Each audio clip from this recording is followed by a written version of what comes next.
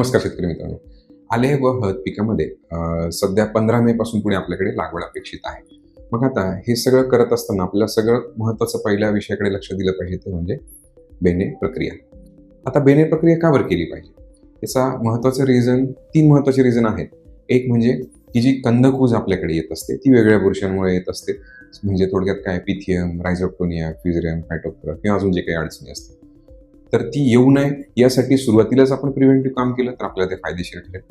त्यानंतर दुसरा आणि सगळ्यात महत्त्वाचा विषय निमॅटोड म्हणजे सूत्रकृमी, जे या दोन्ही पिकांमध्ये जवळपास 2 ते 3 निमॅटोडचा जास्त प्रादुर्भाव असतो. जो लेसन निमॅटोड म्हणजे प्रिटिलँकस आपण त्याला म्हणतो, आणि जो दुसरा रूट बोरोईंग निमॅटोड की त्याला आपण रोडोफोलस सिमिलिस म्हणतो, आणि रूट नॉट निमॅटोड गाठी करणारे, ह्या दोन्ही तिन्ही निमॅटोडचा प्रादुर्भाव असतो. आणि त्यानंतर मग हुमणी, म्हणजे हे 3-4 अडचणी आपल्याकडे आले व हळद पिकामध्ये जास्त असतात. मग ते होऊ नये यासाठी आपण पूर्वीच उपाययोजना केली पाहिजे. मग यामध्ये आता 2 विषय, रासायनिक केलं पाहिजे का जैविक केलं पाहिजे. तर रासायनिक हे फायदेशीरच आहे, पण मग तात्पुरतं आहे. शेवटी रासायनिक म्हणजे केमिकल रिॲक्शन आहे किंवा रासायनिक अभिक्रिया आहे की जी निर्जीव आहे.